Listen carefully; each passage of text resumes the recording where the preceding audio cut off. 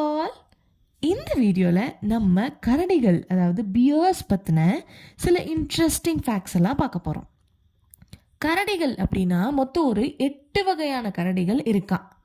அந்த 8 வகையில் ஒரு 4 வகை வந்து ரொம்ப முக்கியமான வகைகள். அது என்னென்ன அப்படின்னா கோடாரி கரடி, இங்கிலீஷில் கிறிஸ்லி பியர் அப்படின்னு சொல்கிறாங்க. வெள்ளை கரடி, இங்கிலீஷில் அதை போலார் பியர்னு சொல்கிறாங்க. பாண்டா கரடி, பாண்டா கரடிகளை ஜெயிண்ட் பாண்டான்னு சொல்கிறாங்க. மற்றும் சூரியன் கரடி, சன்பியஸ். இந்த 4 கரடி வகைகளும் ரொம்ப முக்கியமான கரடி வகைகள் அந்த 8 கரடி வகைகளில்.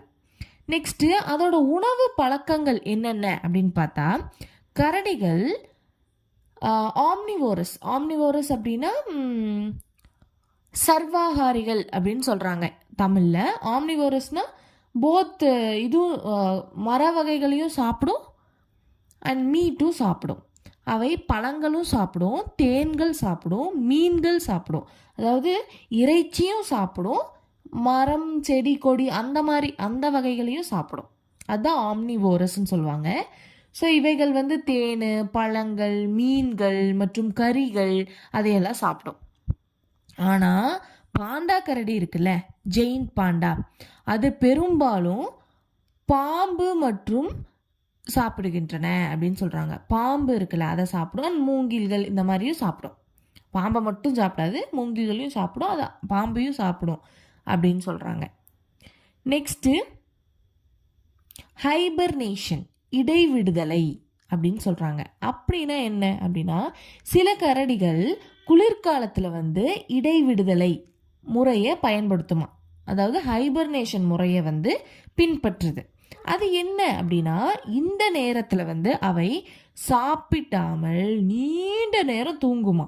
அதாவது போலார் பியர்ஸ் எல்லாம் வந்து ரொம்ப குளிர் பிரதேசத்தில் தான் இருக்கும், ரொம்ப அதிகமான குளிர். அந்த டைமில் என்ன பண்ணும் அப்படின்னா அது ஒரு இடத்துல போய் செட்டில் ஆயிடும். நல்லா சாப்பிட்டு ஒரு இடத்துல போய் செட்டில் ஆயிடும்.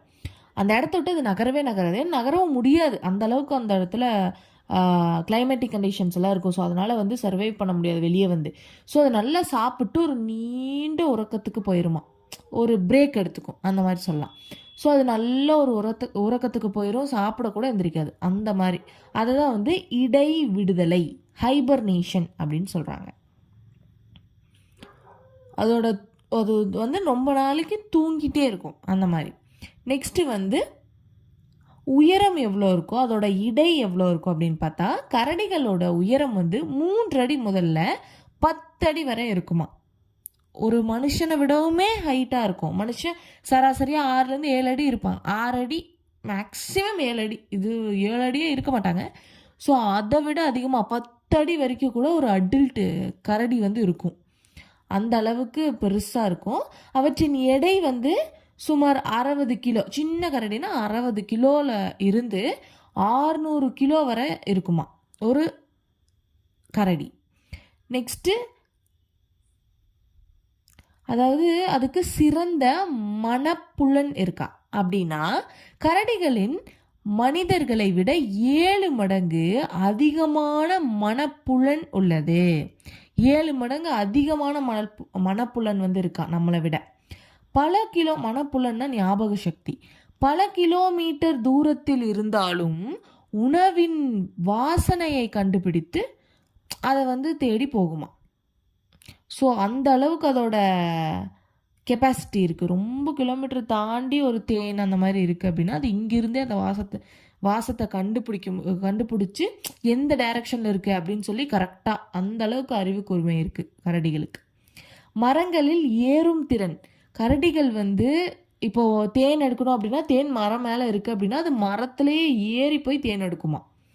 சில கரடிகள் வந்து குறிப்பாக சொல்லணுன்னா பிளாக் பியர்ஸ், காளா கரடிகள் அப்படின்னு சொல்கிறாங்க. அதுக்கு பேர் பிளாக் பியர்ஸ். மிகவும் நுட்பமாக மரங்களை ஏறுமா. பிளாக் பியர்ஸ் அப்படின்னு சொல்கிற அந்த பியர்ஸ் வந்து ரொம்ப நுட்பமான முறையில் வந்து மரங்களை ஏறுமா. நெக்ஸ்ட்டு வந்து தேனுக்கு ஆர்வம். ரொம்ப ரொம்ப அது விரும்பி சாப்பிட்ற ஒரு பொருள் அப்படின்னா தேன். கரடிகளுக்கு தேனை மிகவும் பிடிக்கும் அப்படின்னு சொல்கிறாங்க. அவை தேன்களில் கடி செய்தாலும் தேனை உண்பதில் அதிக ஆர்வமாக இருக்கும். ரொம்ப ஆர்வமாக போய் ஒரு விஷயத்தை தேடி சாப்பிடுது கரடி அப்படின்னா அது தேன் தான் அப்படின்னு சொல்கிறாங்க. ஸோ இந்த மாதிரி நெக்ஸ்ட் வந்து சந்தனக்கரடி, ஸ்லோத் பியர் அப்படின்னு சொல்கிறாங்க. அதுக்கு பேர் வந்து சந்தனக்கரடி. இந்தியாவிலும் இலங்கையிலும் காணப்படும் சந்தனக்கரடிகள், அதாவது ஸ்லாத் பியர், குறிப்பாக தேன், பழம் மற்றும் பூச்சிகளை சாப்பிடும் அப்படின்னு சொல்கிறாங்க. இந்த ஸ்லாத் பியர் வந்து தேன் சாப்பிடும், பழங்களை சாப்பிடும், அந்த மாதிரி பூச்சிகள், சின்ன சின்ன பூச்சிகள் இதெல்லாம் சாப்பிட்டு உயிர் வாழ்ந்துட்டுருக்கான். இது இந்தியாலையும் இலங்கையிலையும் பெரிதளவில் காணப்படுது. ஸோ இதோட நம்ம வந்து கரடிகள் பற்றின இன்ட்ரெஸ்டிங் ஃபேக்ட்ஸை ஸ்டாப் பண்ணிக்கலாம். ஸோ இன்னும் நிறைய இருக்குது. இந்த வீடியோவில் இதோட நம்ம ஸ்டாப் பண்ணிக்கலாம்.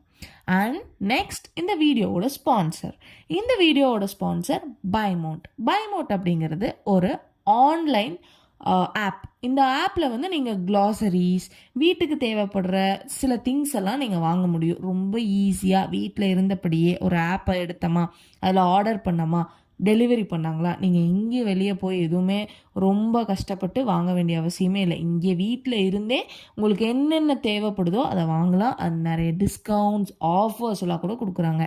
உங்களுக்கு ரொம்ப ஈஸியாகவும் வேலை முடிஞ்சிடும். அண்ட் இது app store and play store ரெண்டுலேயுமே அவைலபிளாக இருக்குது. கண்டிப்பாக இது ரொம்ப ரொம்ப யூஸ்ஃபுல்லான ஒரு ஆப். இப்போ எல்லாமே டிஜிட்டல் தான். ஸோ க்ளாசரிஸ் வாங்குறதுக்கு கூட நம்ம டிஜிட்டல்லையே வாங்கலாம். ஸோ கண்டிப்பாக யூஸ் பண்ணி பாருங்கள். டிஸ்கிரிப்ஷனில் பைமோட் ஆப் பற்றின டீட்டெயில்ஸ் அண்ட் லிங்க் இருக்குது. கண்டிப்பாக செக் பண்ணி யூஸ் பண்ணி பாருங்கள். தேங்க்யூ.